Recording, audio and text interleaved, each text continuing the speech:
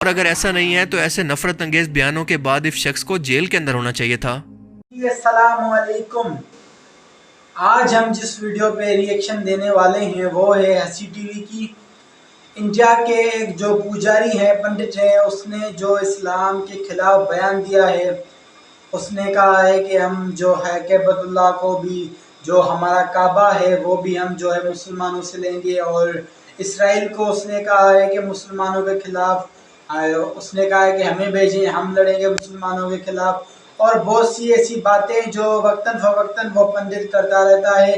आज हम जो है उस पंडित की जो उसने बयान दिए हैं वो देखेंगे और ये वीडियो बनाई है हसी टीवी ने।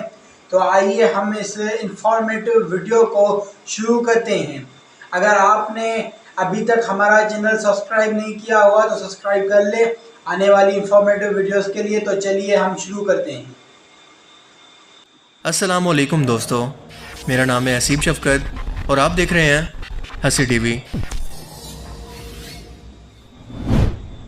लेकिन जो सपना हम सबकी आंखों में होना चाहिए, केवल अफगानिस्तान तक नहीं, हमें मक्का के उस मंदिर को भी लेना होगा जहां महादेव की गंगा जमजम के रूप में बहती है। आपको कैंसर परवार वहां जाकर करना पड़ेगा जहां से सारा कैंसर फैलता है।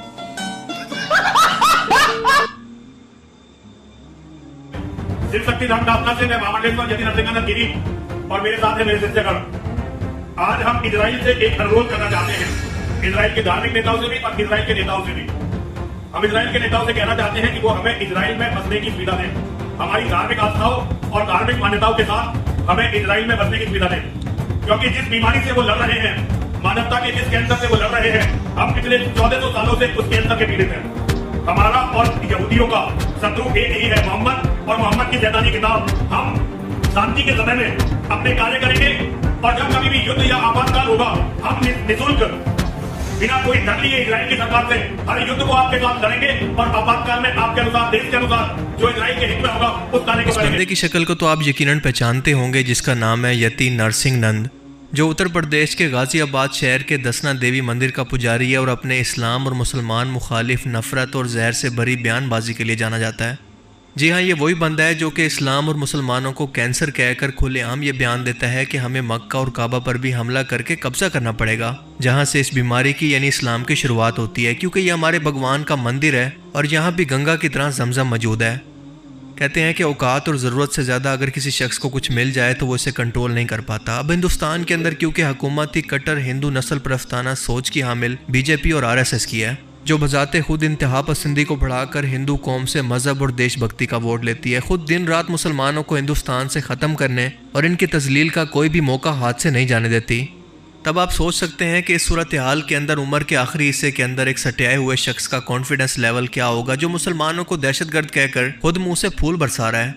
इसका कॉन्फिडेंस लेवल ये बता रहा है कि इसे खुद से खुली छूट देकर ये नफरत फैलाने के लिए छोड़ा गया है, ताकि आरएसएस और बीजेपी जैसी जमातें अपने वोट बैंक को बढ़ा सकें। वो बीजेपी जिसके लीडर पार्लियामेंट के अंदर बैठकर फैश फिल्में देख रहे होते हैं, जिसके सबसे बड़े और अहम सूबे उत्तर प्रदेश का चीफ मिनिस्टर एक हिंदू पंडित है और सरेआम हथियार उठाकर मुसलमानों को कत्ल करने और इनकी बेटियों को रेप करने की धमकियां जुलूसों के अंदर देता है। सो ऐसे लोगों से आप ऐसे बयानों के अलावा भला उम्मीद भी क्या कर सकते हैं कि इस जाहिल को इतना भी नहीं पता कि काबा कोई मंदिर नहीं है, ये मुसलमानों के लिए सिर्फ नमाज पढ़ने की डायरेक्शन है, इससे बढ़कर इसकी कोई अहमियत नहीं। ये ना कोई मंदिर है ना कोई बुत जिसकी मुसलमान इबादत करते हों। गाय के गोबर की रिसर्च से बाहर निकलकर कुछ सोचें तो शायद इनका दिमाग कुछ काम करे। आपने कभी गाय के गोबर से अपने मुंह को धुला? नहीं। केमिकल युक्त फेस वॉश आप यूज करते हैं, लेकिन शुद्ध गाय का गोबर, इस गोबर से नहाने से चमड़ी का कोई भी रोग हो, मैं गारंटी देता हूं, चमड़ी संबंधी कोई भी रोग हो, आप गौ के शुद्ध देसी गाय के 2 गोबर से स्नान करेंगे तो आपका चमड़ी का रोग समाप्त हो जाएगा। इतनी ताकत गोबर में है। और जिसको संतान नहीं होती वो गाय को गेहूं खवाए और गेहूं जब उसके गोबर से वापस आए तो उसको धुल करके, उसे सुखा करके, उसको पीस करके उस आटे की रोटी बनाकर भगवान को भोग लगाकर वो रोटी खाने से संतान प्राप्ति होती है।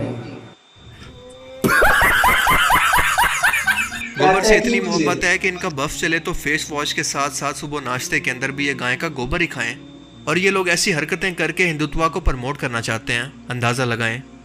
उस काबा पर हमला करना चाहते हैं जहां पर दज्जाल को भी दाखिले की इजाज़त नहीं, उस जगह पर जो दुनिया के हर मुसलमान के लिए सबसे अहम और सबसे मुकद्दस जगह है, जिसके लिए वो जान भी दे सकते हैं। क्या इस शख्स की ये हैसियत है या इसके अंदर इतना हौसला है कि अपनी इस कॉज के लिए ये जान दे सके? हिम्मत। वैसे इस शख्स को देखकर मुझे ये वीडियो याद आती है जिसके अंदर आप भी देख सकते हैं कि जब तक एक कुत्ते के सर पर इसके मालिक का साया इसकी मौजूदगी है, वो बड़ा उछल उछल कर जोश से अपने दुश्मन पर भौंकता है, इस पर हमला करने के लिए आगे बढ़ता है, लेकिन इसका मालिक इसे रोक लेता है। लेकिन जैसे इसका मालिक कुछ सेकंड्स के लिए इसको छोड़कर बाहर गया या फिर इसके सर से अपना साया उठा लिया, फौरन से इसकी हवा निकल जाती है। फिर चाहे वो दुश्मन इसके साथ जैसा मर्जी सलूक करे, इसे मारे पीटे या फिर इसके साथ जो मर्जी करे। वैसे तो ये वीडियो एक फ़नी अंदाज के अंदर बनाई गई है, लेकिन सेम इस हिंदू पंडित की मौजूदा हालत को बयान करती है। और अगर ऐसा नहीं है तो ऐसे नफरत अंगेज बयानों के बाद इस शख्स को जेल के अंदर होना चाहिए था। इन्हीं भकंडियों की बातों में आकर जब इनकी ब्रेन वॉश अवाम जोश में आती है तो अपनी फेसबुक प्रोफाइल पर काबा को वापस लेने की बातें करती है, लेकिन जैसे ही इन्हें पता चलता है कि वो हिंदुस्तान के अंदर नहीं बल्कि सऊदी अरेबिया के अंदर मौजूद हैं, तो एक गाड़ी उठाकर इनको ले जाती है, जिसके बाद इनका सारा कॉन्फिडेंस और देशभक्ति का सॉफ्टवेयर न्यू वर्जन पर अपडेट कर दिया जाता है, क्योंकि ये वाकया हाल ही में सऊदी अरेबिया के अंदर पेश आया। और जाहिर है कि इसकी वजह यह है कि ऐसे लोग बहुत ही बुज़दिल होते हैं, क्योंकि ये किसी नज़रिया या लॉजिक से मुतासिर नहीं होते बल्कि जज्बाती तौर पर सिर्फ ब्रेन वॉश होते हैं। ये सब दोगलापन है। यही नहीं बल्कि एक मजीद स्टेप आगे जाते हुए इस शख्स को खबरों के अंदर रहने की इतनी आदत पड़ गई है कि इसने हाल ही में इसराइल फ़लस्तीन मुद्दे को मौका गनीमत जानते हुए अपने 5 साथियों की फौज के साथ ये बयान दिया कि मैं इसराइली प्राइम मिनिस्टर नेतन्याहू से कहता हूँ कि हमारे 1000 लोगों को इसराइल के अंदर आबाद होने की इजाज़त दी जाए, ताकि हम लोग आपके साथ मिलकर एक दुश्मन को, यानी हमारे कॉमन दुश्मन मुसलमान और इस्लाम का सफाया कर सकें, जिससे हम पिछले 1400 सालों से लड़ रहे हैं।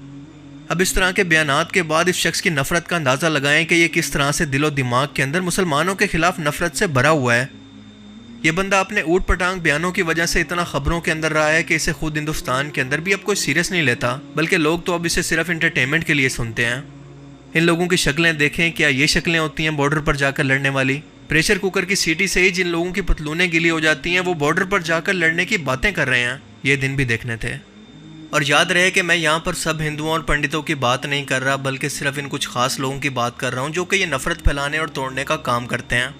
बचपन में गाय का गोबर ज़्यादा खाने से, व्हाट्सएप यूनिवर्सिटी से ग्रेजुएट होने से, या फिर बॉलीवुड की हायर एजुकेशन कमीशन से पास होने वाले गधे कुछ ऐसे ही होते हैं, जिन पर ना कोई दीन की तालीमात असर करती हैं और ना ही दुनिया की कोई तालीमात, क्योंकि ऐसी नफरत अंगेज ना तो हिंदू मज़हब की तालीमात हैं और ना ही दुनियावी इखलाकियात ऐसे हैं कि ये शख्स सरेआम नबी पाक सल्लल्लाहु अलैहि वसल्लम की गुस्ताखी करे, कुरान पाक को शैतानी किताब कहे, मुसलमानों को मुसलसल ख़त्म करने की बात करे, और सिर्फ मुसलमान नाम होने की वजह से हिंदुस्तान के मोहसिन APJ अब्दुल कलाम को जिहादी और गद्दार कहता हो, इनको ख़त्म करने की बात करे। APJ अब्दुल कलाम जैसे लोग बहुत घातक हैं। दुनिया ऐसे लोग दुनिया में नहीं होने चाहिए। APJ अब्दुल कलाम जैसे गद्दार, APJ अब्दुल कलाम जैसे लोग राक्षसों की श्रेणी में आते हैं। APJ अब्दुल कलाम जैसे मुसलमान आम जिहादी से हजारों गुना ज्यादा घातक होते हैं, क्योंकि वो कहते हैं ना कि लश्कर भी तुम्हारा है, सरदार भी तुम्हारा है, तुम झूठ को सच लिख दो, अखबार भी तुम्हारा है। ये इतना मेंटल केस है कि खुद हिंदू पंडितों पर सुप्रीम कोर्ट और BJP लीडर्स को भी गालियां देता है, अपनी तारीख पर एतराज़ करता है। इसीलिए हिंदुस्तान के अंदर अब इसे कोई सीरियस ही नहीं लेता। ये अपने खुद के लोगों के अंदर भी एक जोकर या फिर मस्खरा बन चुका है। ये बंदा अपने साथ 1000 लोगों को लाने की बात कर रहा है, लेकिन इसके साथ जो ये 5 लोग भी खड़े हैं, उनकी शक्लें बता रही हैं कि कहीं असल के अंदर इसराइल इस मस्खरे को इजाज़त दे ही ना दे। इस बंदे को अभी तक ये नहीं पता कि बॉलीवुड की जंगों के अंदर और असल मैदान जंग की जंगों के अंदर फ़र्क क्या होता है। देखें, ऐसे जहरीले लोग दुनिया के हर ज़माने के अंदर मौजूद होते हैं, जिनका ठिकाना जेल होता है, पर जब कानून और इंसाफ ही ऐसे लोगों को प्रमोट करने के लिए सहूलत फराम करे, तो फिर ऐसे ही मस्खरे अपने लोगों के लीडर्स बनकर सामने आकर इन्हें मिसगाइड करते हैं, नफरत फैलाने का काम करते हैं, पुरतशद्दुद सोच और मजहबी दहशतगर्दी को प्रमोट करते हैं, जिसका किसी भी मजहब से कोई ताल्लुक नहीं। तारीख गवाह है कि कभी भी किसी नफरत फैलाने वाले, लोगों को तोड़ने वाले शख्स को याद नहीं रखा गया। इसका एक वक्त अरूज का ज़रूर होता है, पर इसके जाने के बाद इसे ना सिर्फ सब भुला देते हैं बल्कि इंतहाई बुरे अल्फाज से हमेशा याद भी रखते हैं। लेकिन दूसरी तरफ लोगों के अंदर प्यार बांटने वाले, इन्हें जोड़ने वाले लोगों को दुनिया इनके मरने के बाद भी हमेशा याद रखती है। इनकी लेगेसी हमेशा जिंदा रहती है। लोग इन्हें हमेशा अच्छे अल्फाज के अंदर याद रखते हैं। पूरी हिंदू कौम ऐसी नहीं है, क्योंकि इसके अंदर भी अमन पसंद लोग, समझदार लोग मौजूद हैं, पर यह मुट्ठी भर लोग इन अमन पसंद लोगों का भी इमेज दुनिया के सामने ख़राब करते हैं। जिन्हें देखकर जाहिर है कि दुनिया का हर एक मुसलमान और इंटरनेशनल मीडिया एक हिंदू मेजॉरिटी के तौर पर पेश करता है, जो कि मुसलमानों को दहशतगर्द कहकर खुद भी नफरत फैला रहा है, जिसकी वजह से इसके खुद के समाज के लोग भी इससे नफरत करते हैं। और इसी के लिए ये मिसाल बनी है कि धोबी का कत्ता ना घर का ना घाट का। बाकी आप इस बारे में क्या सोचते हैं, अपनी कीमती राय का इजहार कमेंट सेक्शन में ज़रूर करें। Thanks for watching this video. अल्लाह हाफिज़। तो जी ये वीडियो आपने देखी कि किस तरह ये जो बंदा है इस्लाम मुखालिफ बयान देता है और लोगों को भड़काता है। अल्लाह ताला हमें ऐसे लोगों से बचाए। और जो हिंदुस्तान में भी ज़ाहिर बात है ऐसे लोग हैं, तो कुछ अच्छे भी लोग होंगे। और जो इस शरपसंद नासिर को मेरे ख्याल से हिंदुस्तान में जो चाहिए इसके बयान पे पाबंदी लगानी चाहिए कि इस तरह ये इस्लाम को और जो है हिंदू जो लोग हैं उनको भी बदनाम कर रहा है। तो मैं मिलूँगा आपको नई वीडियो में। और इसराइल और हमास के रिलेटेड जो भी जंग चल रही है उसके रिलेटेड आप वीडियो देखना चाहते हैं और इन्फॉर्मेटिव वीडियो देखना चाहते हैं तो मेरा चैनल आप विज़िट करें। और इस तरह की इन्फॉर्मेटिव वीडियो देखने के लिए हमारे चैनल को सब्सक्राइब कर लें। अब मैं मिलूँगा आपको ऐसी ही नई वीडियो में, तब तक के लिए मुझे दे इजाज़त। अल्लाह हाफिज़।